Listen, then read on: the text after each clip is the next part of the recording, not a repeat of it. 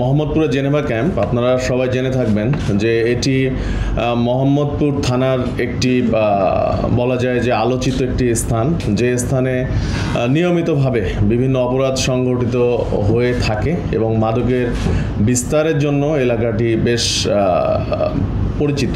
এরই ধারাবাহিকতায় আমরা বিশেষ অভিযান নিয়মিতভাবে এখানে পরিচালনা করে আসছি। এরই ধারাবাহিকতায় গতকাল আমাদের সম্মানিত পুলিশ কমিশনার স্যারের নির্দেশনায় আমার নেতৃত্বে প্রায় 120 জন আমাদের অফিসার ফোর্স, আমার এডিসি এসি সহ আমরা সেখানে অভিযান পরিচালনা করি এবং অভিযানটি বিকেল থেকে গভীর রাত পর্যন্ত আমরা সেখানে পরিচালনা করি।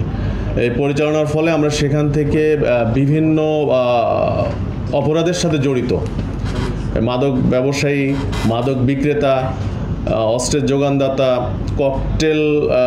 ককটেল সংরক্ষণকারী সহ আমরা বিভিন্ন অপরাধে জড়িত আমরা 40 জনকে সেখান থেকে আটক করি।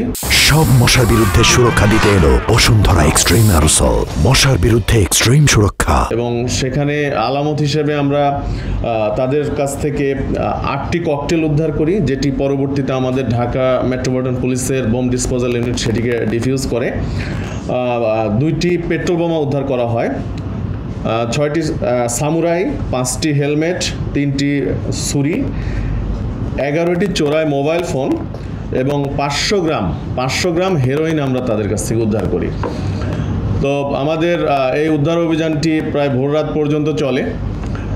আমরা এই আসামিদের জিজ্ঞাসাবাদে জানতে পেরেছি যে সেখানে যে বিভিন্ন মাদক ব্যবসায়ী রয়েছে, বুনিয়া, সোহেল, পিচ্চি, রাজা কিংবা চুয়া, সেলিম, তো এদের মধ্যে কয়েকজন তাদের সহযোগী হিসাবে কাজ করে এরকম আমরা অপরাধী পেয়েছি।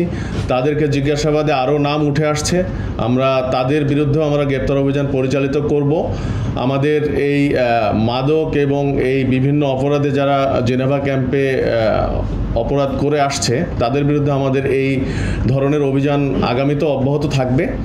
এবং আমরা মনে করি যে জেনেভা ক্যাম্পে যে বিভিন্ন সময় যে আনরেস্ট পরিস্থিতি তৈরি হয়, এই পরিস্থিতি যেন ভবিষ্যতে না ঘটে সেটির জন্য ঢাকা মেট্রোপলিটন পুলিশ সদা তৎপর থাকবে এবং আমরা বিশ্বাস করি যে আপনারাও আমাদের পাশে থাকবেন।